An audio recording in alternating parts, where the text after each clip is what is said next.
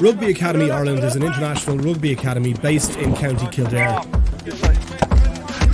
This is Ireland's first full-time independent rugby academy, offering players the opportunity to exponentially enhance their rugby and lifestyle skills and to prepare them for a career in professional rugby.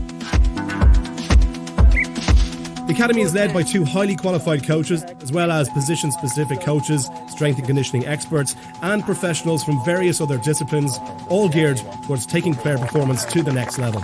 Based on the grounds of the beautiful Killashee Hotel, the programme operates on a full and half-board basis with facilities that include state-of-the-art gym, swimming pool, indoor training area, floodlit astro and grass pitch, conference facilities, and video analysis room. Programmes are tailored and structured to individual needs. We focus on the individual and not on the team. Players also have the opportunity to complete various certified coaching and educational courses. Rugby Academy Ireland will use their connections with European clubs to create player scouting opportunities locally and abroad. If you are looking to pursue a professional career in rugby, Rugby Academy Ireland offers a world-class training and lifestyle experience.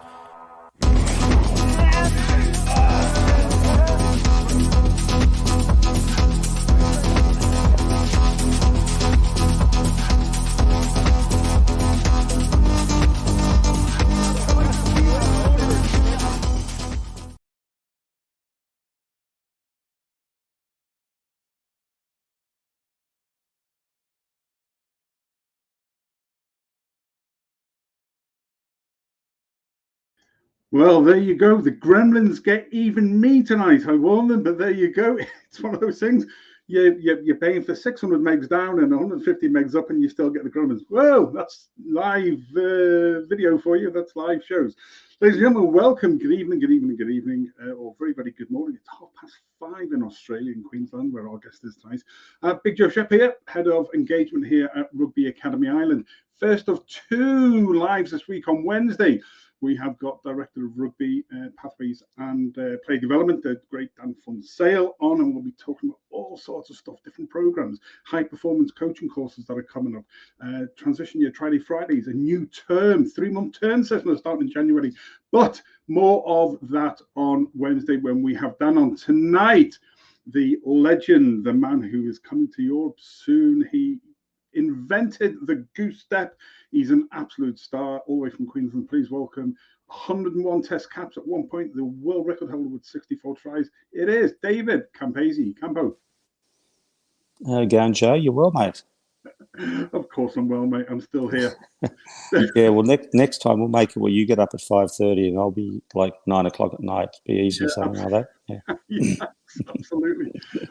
Yeah, we'll consider that one, mate. It's just that you know. Yeah, I'm sure you will. Whilst you're slightly older than me. Happy birthday the other day, by the way. Yeah, next question. Let's move on. You're looking well on it, mate. It's great to see you again. So, since the last time we spoke to you, how have you been, mate? What have you been up to? Yeah, mate, it's been a while, hasn't it? Yeah, a lot of things have happened. I do a lot of rugby with the Hunter Wildfires, which is a team from Newcastle, which is in the Shoot Shield competition in Sydney, which is one of the biggest competitions in Australia. I've been helping out the Colts. And obviously, then I do a lot with the juniors. There's 2,000 juniors in that area, and they've got some fantastic people. And as you know, mate, if it wasn't for the volunteers and people off the field, you know, rugby wouldn't be around. The amount of time and effort they put in is amazing. It's great to speak to young kids, show them a few simple basic skills, and you know, we have a bit of a problem out here where you've got rugby league, you've got Aussie Rules dominates on free-to-air TV. Rugby is on a pay TV channel. It's hard because a lot of the kids don't know who the players are. Mm-hmm. After every session, I sort of ask them who's their favourite player, and half of them haven't got one, which is very sad. You know, and I think it all is down to, you know, the TV rights. The more it's on TV, the more you get to see it, the more you know who the players are. Yeah, absolutely. Yeah. It's we talked before we went on air as we normally do, and it's a changing time, isn't it? You know, before we go on to the rest of it, but this problem about the start-stop, Andy Friend, Connacht, the head coach of the week, was complaining quite rightly that, this season so far, he's trying to get the Connacht to play open fast rugby. He's not the only one who's been saying it, but 33 minutes in a game, playing. I mean, that stop. It's not good for the game, is it? It's not good for the players. It's not good for the sport. No, it's not. And I know Andy Friend, and I think that the Test match Australia versus England in Sydney in I think June, July, the third Test. I think it was 15 scrums and a minute 50 each. And then you've got the All Blacks versus the Wallabies first Test in Melbourne. The first half went for 51 minutes, and the Kiwis had the ball for 7 minutes, and the Wallabies had the ball for 6 minutes. So 13 minutes out of 50, the ball was in play. The rest was refereeing, penalising, and a lot of wasted time. So, yes, the game is professional. I understand that. But unfortunately, the laws of the game are making it so frustrating. I think we've really got to look at the breakdown area. As a winger, I think rucking is fantastic because the ball is moving forward all the time. I should send you a clip of a TikTok guy talking about what rugby is all about, mate. It's very confusing, but it's spot on. And if you watch the game, and I watched Ireland versus the All Blacks, it's all about defence. And as an attacking team, one player run into three doesn't really work, and you go backwards to go forward. In the old days, when you had attack, you'd go forward and you put pressure on the opposition, but it's totally different now. Yeah, it is very, very frustrating. I've been watching some of the Women's Rugby World Cup, Rugby World Cup 21. Thoughts? Yep. Yeah, I've been watching it. I think it's interesting that the referees allow the game to flow a lot more. They don't seem to do nitty-picky, the ball's not straight in the line out, or they just play on, and I think that's what it should be about. But unfortunately, the referees are looking for a penalty. They're looking for every little thing they can do. You're on the try line and they always give an advantage, or you're offside. I mean, you're on the line. Where are you supposed to go? It's just the referees have got to understand it's not about them. You've got millions of people. We're trying to create a game of rugby in Australia where you've got Aussie rules, which gets 100,000 people to a grand final. You get rugby league that dominates. You've got other sports. And if we are not entertaining people, people will watch or go somewhere else. And that's been a massive problem in Australia the last couple of years. We've noticed in the Women's Six Nations the last couple of seasons, the improvements are there and the game is flowing more. And I think it is frustrating within a lot of the men's game.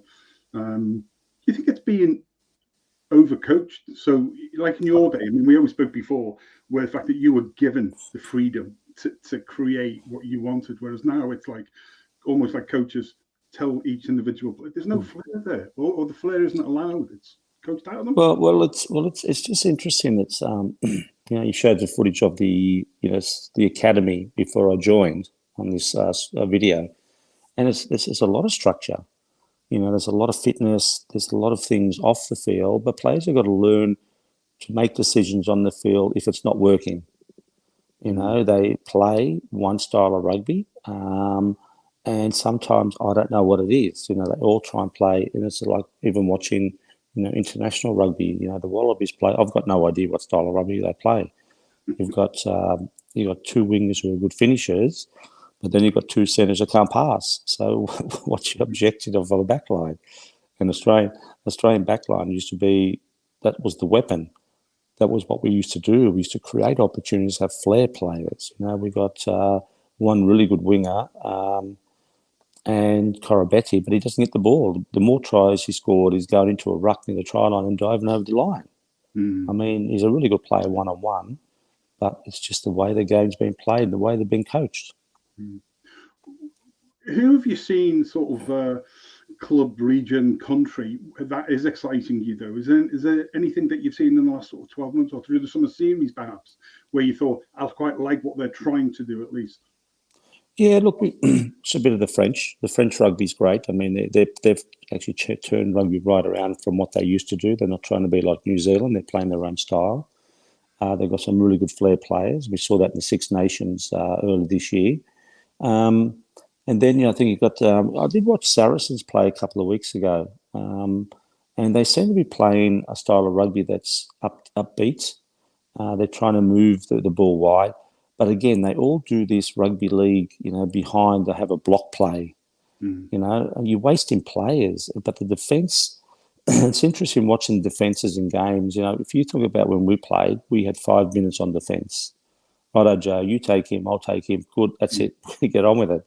Now they spend all the time on defence and not as much on the attack. But again, that's just the game, mate. It's so structured, and coaches are trying to play the game from the sideline instead of allowing players to make decisions on the field. Is that defensive trait to try and stifle a good attacking team? A lot of people accused Ireland of doing that, and that's how we beat New Zealand. To stifle them, we went into a D mode. Yeah, it is. And if you watch the game, all Ireland did, and Argentina did the same to the All Blacks as well, I think the week or two after. So what you do is the All Blacks take the ball into a ruck. They've got 2 or 3 guys, one over the top protecting the ball, another 2. Ireland's got no players on the ground. So the All Blacks have got 11 players standing versus 15. And that's what they do now. So they don't commit to a ruck. They let you have it. They don't contest unless you're going to win it. And then you've got to try and beat 15 players. How does that work? Yeah, absolutely. You're trying to get, in the old days, you used to get more the opposition players in the ruck, and then you had more players free to play. So that's just where the game's totally changed. It's all about defence. It's not about attack anymore. Yeah, I'm not even going to get into the fact of what does a scrum do anymore? What does a hooker do? Doesn't hook. Why is the ball fed in at 45 degrees? That'll be for another time anyway. Who have we got on tonight with us before we talk about you coming to Europe? Johan, good evening to you. Koyan, and even hello, gents. Adam Millichip from TWS Podcast from Tenwood Special School there. Adam, always a welcome. Joe Lyons, Joe's own. Can we ever forgive him from 1991? Always your greatest of all time player at 15. And Joe adds in there again. Skillenfur still there. Mac Hansen, Damien McKenzie, Dupont. All not your template modern players, but all world class and who's in with flair. Marcello, Joe David, Dave Topping, one of our White Walkers is up there in Ulster. You're welcome to listen to our quick chat tonight with the legendary David CAMPESE. Campo, you come to Europe. Where are you going? What are you doing? What are you coming over for, mate? Try to give you a bit of knowledge about the game. What we used to do in the old days, play a game of rugby, have a bit of fun, have a few beers, then start training. Not like now where, there's basically 24/7 rugby. I mean, I don't know. It's very different these days. They try to get everyone to be like robots instead of actually allowing them to play the game. Rugby should be fun, and I think I played probably the best era in the 80s and 90s where, we had coaches who had good vision. They allowed you to play. I spoke to Bob Dwyer a lot, and I spoke to Alan Jones, and just talk about the old days and about how they allowed us to play. Even they didn't stifle us from doing certain things. We had to find our own way, and if it didn't work, well, we learn.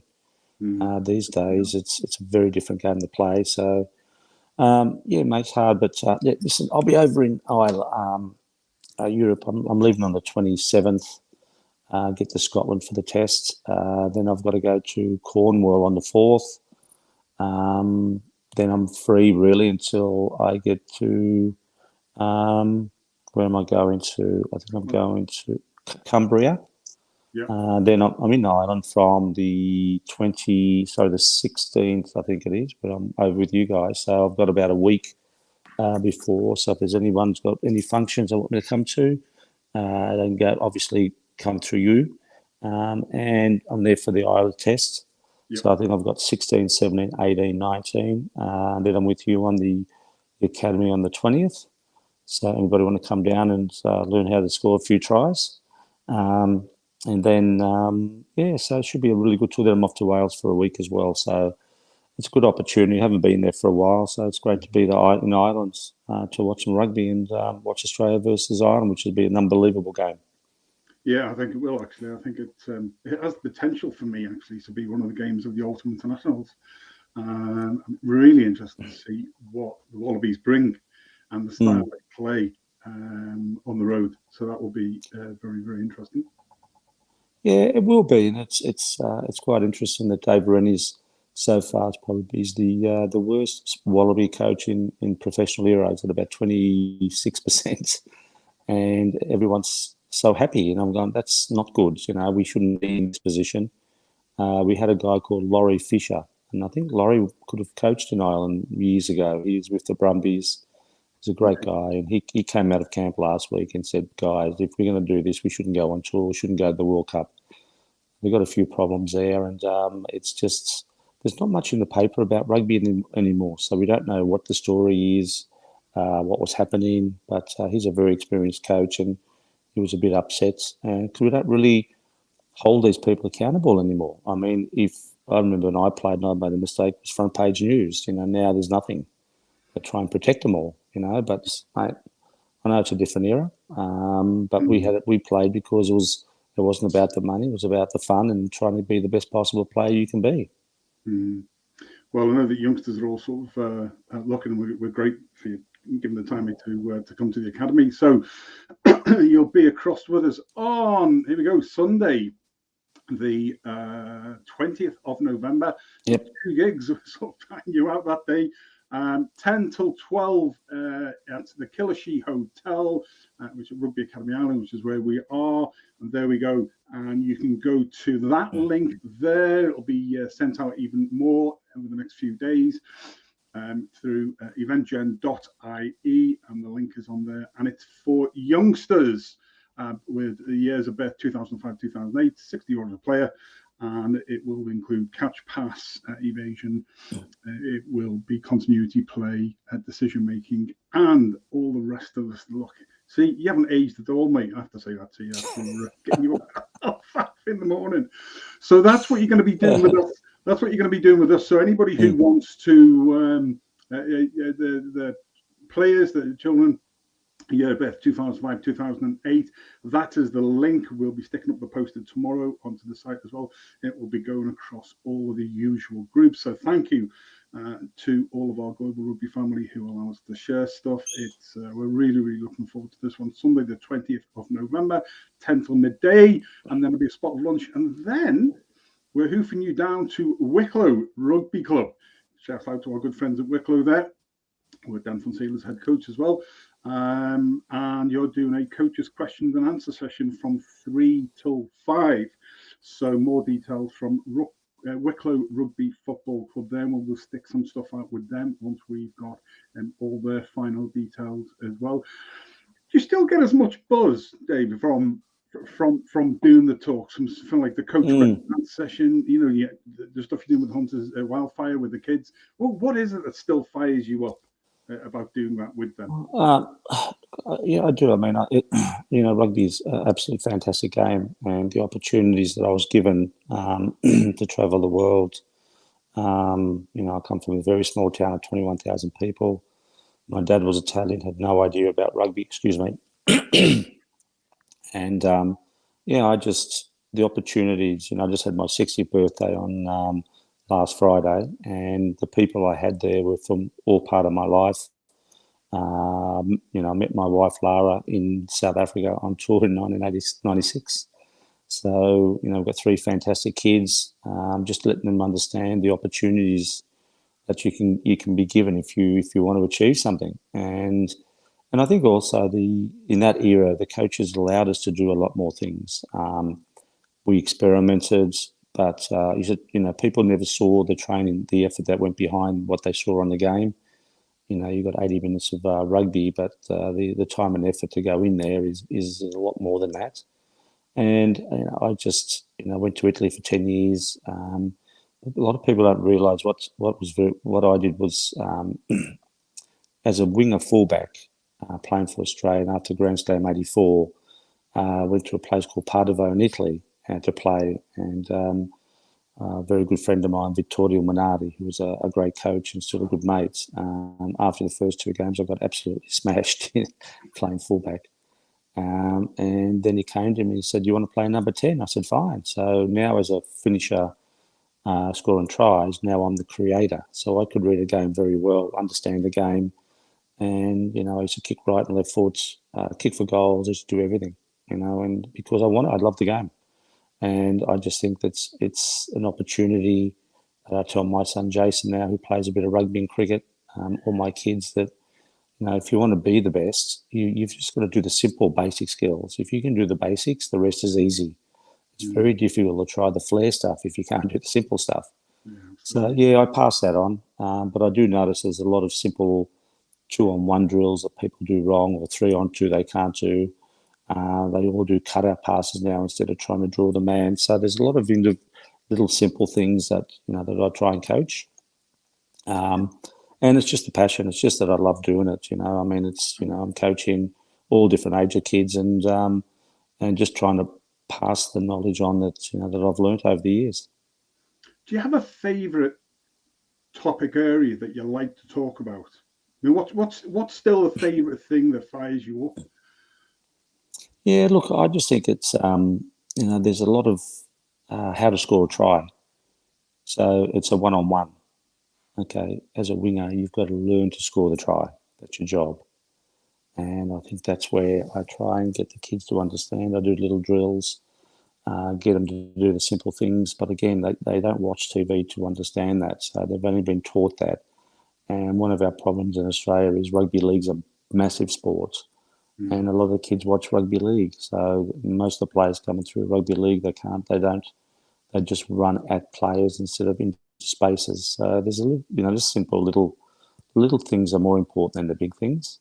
So that's what I'll try and concentrate. And obviously kicking, I'm sick of this drop punch kick. I mean, the torpedo is the best kick in the world. You can kick it an absolute mile, but nobody wants to do it because I think it's too hard, which is really silly.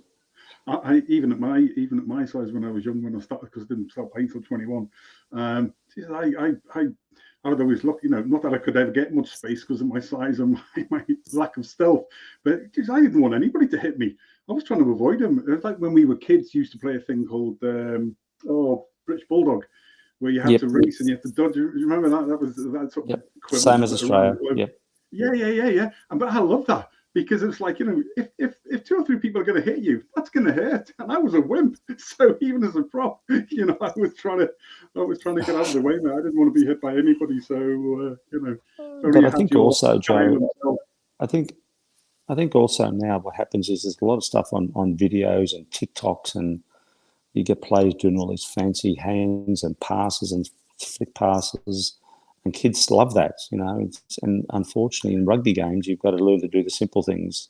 And that's the things that we used to do all the time. You're not going to go out there, and sometimes it works, sometimes it doesn't. But the more effort you put in doing and understand the game and trying to be like someone you like out there, because you've got to learn how to be a Richie McCall.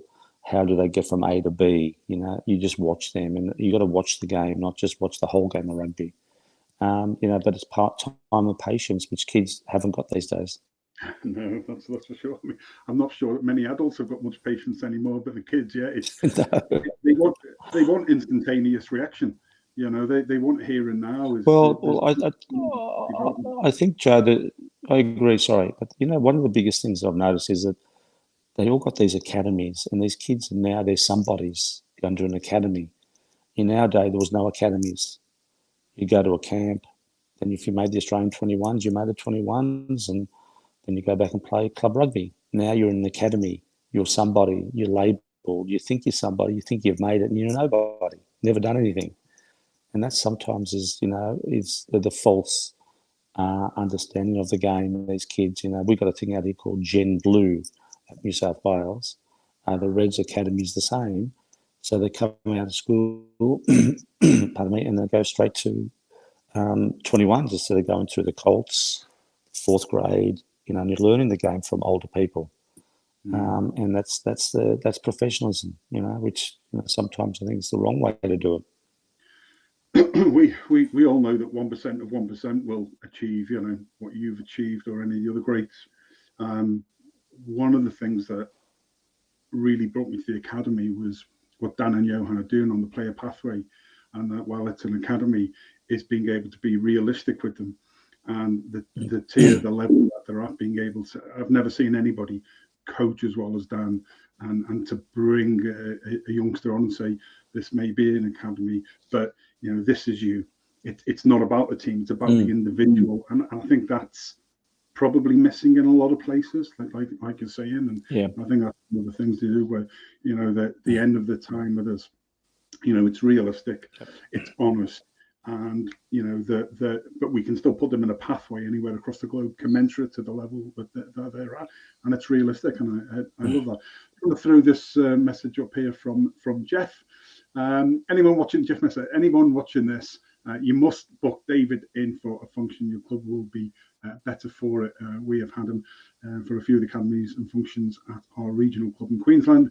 Unbelievable experience. David passes on his knowledge and skills to all ages and all levels. Great entertainment on and off the field. I think that just about sums up why you. And Jeff said, I know who Jeff is. He's a really good mate of mine, and he's an Irishman.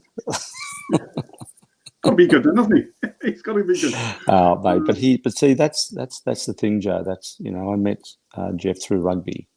He lives up in Bundaberg. He's a great guy, and that's what I mean. That's what passion's about rugby. It's about those people who love the game. He still gets involved, and that sort of thing. You can't sort of one day just turn off the tap. As a rugby supporter. You've just got to keep on going and push the game, and that's what we're trying to do big time in Australia. Absolutely. Luigi says that they miss you in Italia. So, Luigi, welcome to tonight. You never know. You might go back there and play a guest game at some point. We don't see a lot of wingers actually looking for work to make the impact and score. Quite interesting when the likes of James Lowe, who obviously can kick off both feet, he gets knocked a little bit of the time because actually he gets sucked in because he just wants to be involved, and I don't see as much of that in an awful lot of wingers. That there must be bloody freezing cold out in the wing.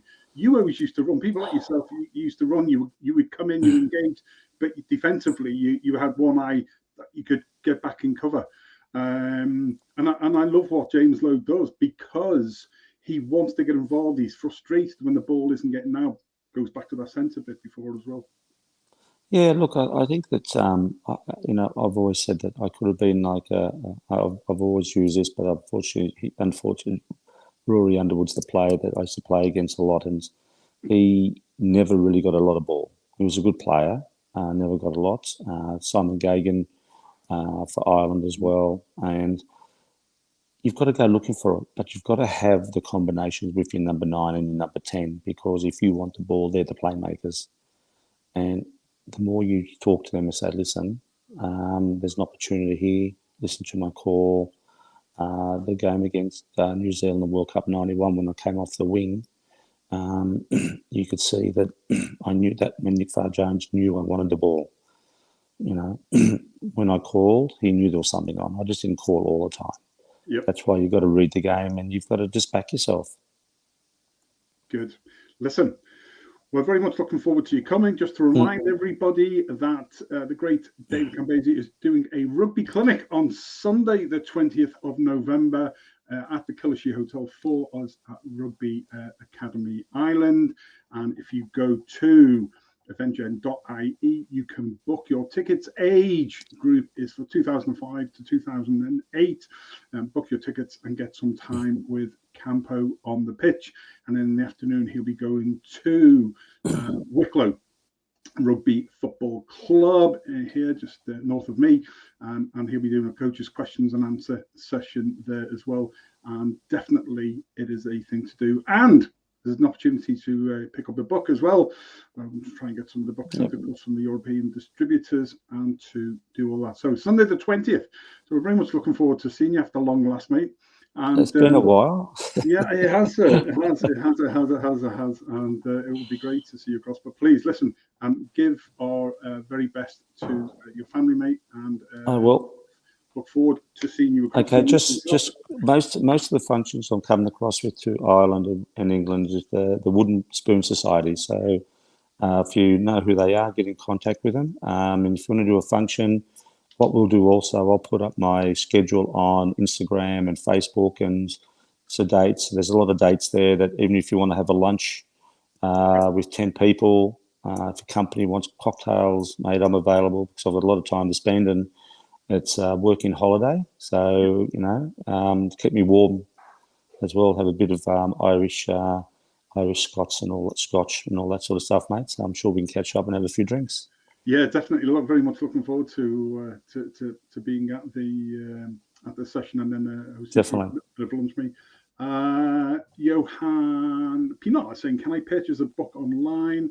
Can you get a Campo to sign it for me?" What I might do, Joe, is I might try and send the link to you as well. It's the distributor who distributes the books in the UK, so you can probably go direct to him. It's a lot easier than going through, you know, unless you go, and he might be able to tell you which bookshop you can buy it from. Yeah, absolutely. Yeah, not sure where you are, Johan, but yeah, listen, keep in touch with us. Send us a PM through to on the Academy Facebook page, mate, and we'll get in touch and we'll get you sorted out one way or the other. Cool, brilliant. Listen, have a safe journey across. Yeah, send us through your updated schedule. Yep. We'll put that up, and then if anybody wants a function, an event, you know, corporate team building, anything like that at all, then we'll squeeze some more stuff out of David. We started off by saying, listen, come and have a bit of lunch with us, and then that bit of lunch turned into the whole Sunday, doing a session for us for the kids, and then going that'd be great as well. So looking forward to it. Yeah, all the way from he's in South Africa, Johannesburg. No problem. Yep. Contact us anyway, mate, and we will sort you all out. As ever, David CAMPESE, thanks very much, mate. Love the family. Mate, thank you. We can get across here. Thanks very much, Joe. Appreciate it.